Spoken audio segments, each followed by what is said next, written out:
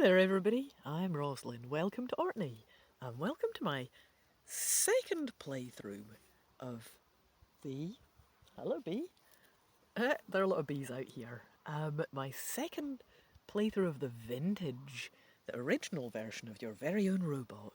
It is my sixth playthrough of your very own robot, but the first four of them are of the totally revised Dragonlark version. This one is from the 80s.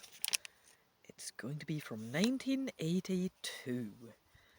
So this is written by R A Montgomery and it is illustrated by Paul Granger. And I'll show you this fantastic art on the front there again. Because this one has all of the original art, of course, being the original book. The Dragonlark one definitely doesn't. It has very, very cheesy, what I'd call early 2000s style art, maybe. Not as nice, in my opinion.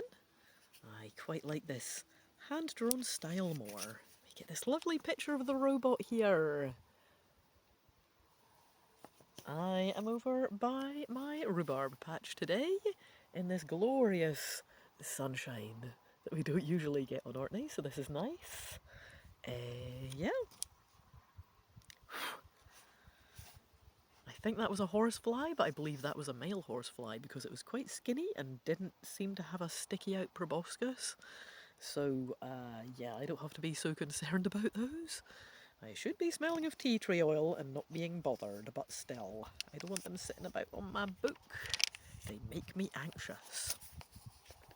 I'll just show you this illustration from the start. This is not the beginning of the adventure yet. Just a wee peek at things to come. I believe this one here is the start of the adventure. We've got me fishing in a components bin to see what I can find to invent with. Everybody wants a robot, but only a few people get to have one. That's because robots are hard to make, and they also cost a lot of money. But you are one of the lucky ones who gets to own a robot. Here's how it happens. Your mom and dad are scientists. They work with robots every day. Sometimes they even build them. One day, they build a robot that seems to do everything wrong. I've tried to fix it, and I can't, your father says. So he tosses the robot into the garbage can. Poor robot, you say. Mom and Dad gave up on you too fast. I think I can fix you up. I've seen 'em build loads of robots. You get out some nails and a hammer. And you gather nuts and bolts and some wire. Bang! Twist! You work on your robot all day long. And there I am indeed in the picture, busy at my workbench. Got a box of extra feet, a box of extra fingers and hands, some nails there, some bolts, all kinds of bits and pieces. Cobbling something together on my workbench. Soon it starts to look much better. Oh, you look so good, I'm gonna give you a name, you tell it. So you name your robot. And interestingly, the original version here has a little gap you can write the name in. The previous child wanted to call theirs Frankie. I'm not having that. I don't know what I'm gonna call mine. In the remakes, they he's already called Gus for some reason. But yeah, you get to name it in this one. I'm gonna call it Clankers. I'm gonna call mine Clankers. Oh, I've got a little hopper bug on me. There we go. Off you go, mate. It was tickling my arm. Right. There's still more work to do, you tell your robot. You could use a few coats of paint, but I'd really like to turn you on now and see what you can do. Your robot should work just as well without paint shouldn't I? No, last time I did paint him first. You do get the option to turn him on right away. I know that it's... I mean, I did have caution last time and painted him first, but I still feel like it's only the second playthrough with this particular robot. Jumping to turning him on right away, I don't know, feel like a little bit foreplay. Let's paint him first. Right. You decide to paint your robot first. So, you spray him with bright silver paint until he shines. Now you're ready to turn him on. Click. Gleep beep is the first thing he says. I am so glad to be on. Put me to work and see what I can do. I sure will, you tell him. First, I could use a little more paint on my back, he says. Okay, you say. You spray a lot more paint on him. Meep, it tickles, yells your robot. He laughs so hard that he falls down. And he rolls around in the mud. This is him rolling about in the mud like a bum. State of him. I've just painted that. Sake, do I get appreciated? No, I do not. Right, anyway, probably what she's saying. Oh no, you groan. Now I have to clean you up. Nope, neep, says your robot. I can work just as well if I am dirty. Oh, maybe he can, but he looks terrible. Well, I mean, I believe last time I was just like, you got yourself into that state of your trot, mate. But, no. This time, I will take more responsibility, and that is another horsefly. I'm not checking if that one's got a proboscis. It looked a bit buff. Anyway, you wash the mud off your robot with the garden hose. Soon he is clean and shiny again. Now I will try pressing your run button, you tell him. So you do. And off he runs. Terrific, you cry.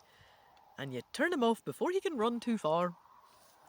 Say, maybe if I let you run fast enough, you could take off like a plane, you say. But of course I don't know how to fly a plane, so that might be dangerous. Besides, there are lots of things we could do in the yard. We could build a fort together. That would be a lot of fun. But you keep thinking about flying. Should you try it, or should you build a fort? Get a little picture of me playing about with the run function there while we have a think. I think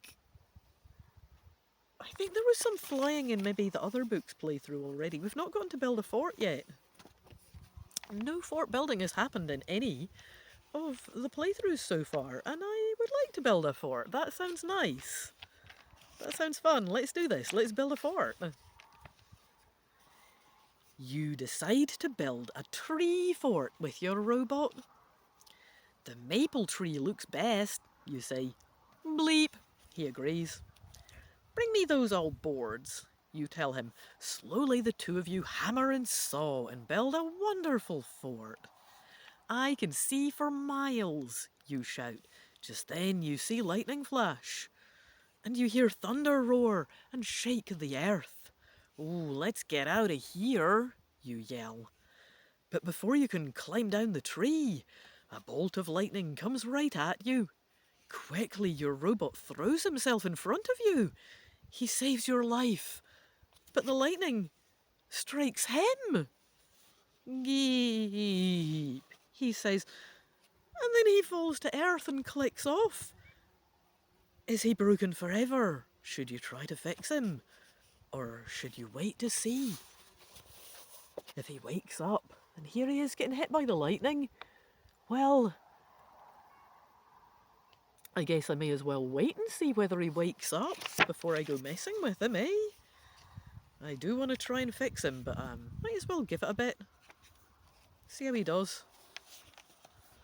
Right. Your robot looks like he's waking up. Just have a little wait, let him do his thing. Whoop, he says. That lightning gave me a burst of energy. I'm ready to fly to another planet. And off he goes. You grab onto his legs, just in time, and you fly off with him. Let's go to Venus, you say. Roger, says your robot, and you fly fast through a haze of yellow light.